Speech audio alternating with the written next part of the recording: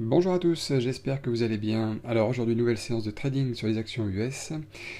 Alors là, je vais shorter le titre KMX à ce niveau-là. Vous voyez, au niveau de la flèche de la ligne violette, voilà, 110 actions. Voilà, je viens de shorter le titre KMX. Regardez ici, on a une petite consolidation en hauteur, donc avec une petite mèche par le haut là.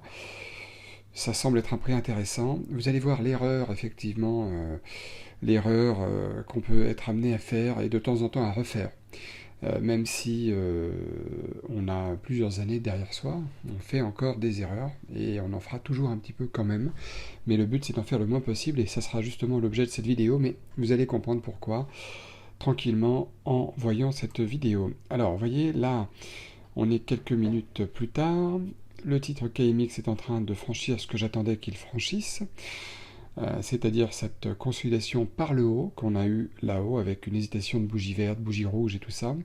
Et la tendance de fond est tout de même baissière sur le titre KMX. Là, je regarde très rapidement le titre MU aussi pour peut-être me préparer à le shorter si je peux. À shorter ici, bien entendu, le titre MU. J'attends un petit peu parce que MU est un peu plus piégeux. C'est une blue chip, c'est une action très célèbre, c'est une action que les gens aiment bien acheter. Comme Apple, comme tout ça, donc il faut faire beaucoup plus attention. Et au moment où je vous dis ça, même KMX, qui est quand même une action moins connue, moins célèbre que Tesla ou autre, et bien là, on voit que ça se passe pas très bien. Alors, du coup, KMX, qu'est-ce que je fais? Je vais sortir, là, voilà, tout de suite, ça y est, c'est fait. Je viens de perdre la 126 dollars, à peu de choses près. L'erreur, c'est qu'effectivement, bon, j'ai vendu par au-dessus, le VWAP, au-dessus de la petite ligne rouge que vous voyez peut-être pas bien, mais vous allez mieux la voir.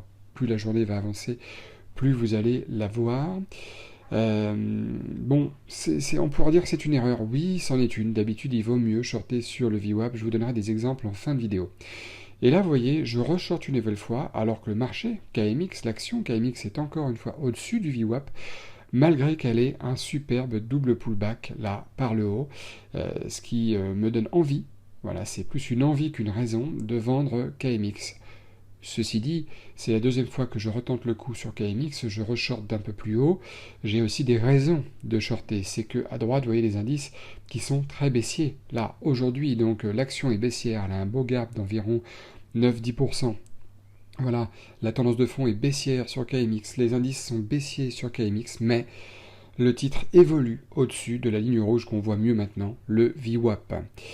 Et là, qu'est-ce qu'on voit? Que ça rebondit encore sur le VWAP. Le VWAP n'a pas été franchi. Voilà. C'est là que je me dis, je suis en train de refaire une erreur. Alors, dans ce genre de cas, on est un peu paralysé. Bon, dans le sens où, premièrement, j'ai fait une nouvelle erreur, mais j'ai envie de croire à mon trade. Et puis, deuxièmement, parce que il n'est pas impossible quand même, malgré les autres convergences que nous avons, mis à part le VWAP, que l'action KMX finisse bien, elle aussi, par descendre. C'est là où j'y crois. Mais quand je vois ça, voilà, j'y crois plus. Il y a de très très très faibles chances, vous voyez le carnet d'ordre, là, il y a beaucoup moins d'ordres de vente que d'ordres d'achat. Il y a beaucoup moins de chances que ça soit, que ça se short, que ça se retourne, excusez-moi, quand je vois ça, le carnet d'ordre, voilà, il y a très peu d'ordres de vente par rapport aux ordres d'achat, donc c'est pas bon signe pour moi. Et voilà, la configuration du titre, là, c'est pas bon signe, malgré que les indices soient toujours bien baissiers à droite. Bon, c'est comme ça, on va attendre de se faire stopper, voilà. Bon, double perte, pour un total de 247 dollars de perte aujourd'hui. Une perte à 125, 126 dollars à peu près, une autre perte à 122 précisément. Donc bon, c'est comme ça. Je vais vous montrer maintenant dans quelques secondes le résultat. Donc voilà, deux trades, deux pertes, toujours sur la même action. J'ai quand même retenté de shorter l'action, pas pour me refaire, mais parce qu'il y avait des éléments techniques intéressants, à l'exception du VWAP. Et voilà, c'est pour ça que c'est très intéressant, le côté convergence de signaux, le côté d'avoir un maximum de chances de son côté, enfin, je me répète un peu avec le mot côté, excusez-moi, pour prendre un titre. Bon, 247 dollars de perte, toujours sur le même compte réel, évidemment. J'ai pas tenté de me refaire, j'ai tenté de reprendre cette action qui était toujours très belle à shorter.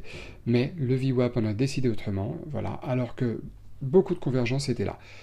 Et vous allez voir que, je vais vous montrer des exemples juste après, de 2 ou 3 actions qui, elles, étaient sous le VWAP, que je surveillais également, mais que j'ai pas pris, parce que c'est comme ça, à commencer par Apple. Regardez Apple, short à ce niveau-là, ça aurait été extraordinaire au niveau de la consolidation, stop au-dessus de la consolidation. Vous voyez que en shortant à ce niveau-là, on aurait pu très bien avoir un risk-reward de 1 pour 2 facilement, sans aller jusqu'au plus bas. Et en plus, le marché Apple, l'action Apple est sous le VWAP. Vous le voyez aussi bien que moi, d'accord ? Tesla, deuxième exemple, Tesla est bien baissé sur le fond, voilà, short ici par exemple, sans parler d'aller shorter au plus haut. Consolidation, voilà. Stop au-dessus de la consolidation qui malgré tout est en dessous du VWAP. Un objectif 1 pour 2 à peu près ici, largement suffisant pour faire un beau trade. Bon, le marché est sous le VWAP. Vous voyez, c'est très important le VWAP de cette configuration-là est très importante. Et enfin, regardez, un troisième titre, un peu moins joli mais mu, short à ce niveau ici par exemple. Niveau de stop ici, bien sûr, vous l'aurez deviné, au-dessus du double pullback. Et puis, une target à peu près là, largement suffisante, avant même que le marché se retourne. Vous voyez, parce que sur Tesla et Apple, le marché ne s'était pas retourné. Sur MU, il s'est retourné, mais ça suffit pour faire son beurre.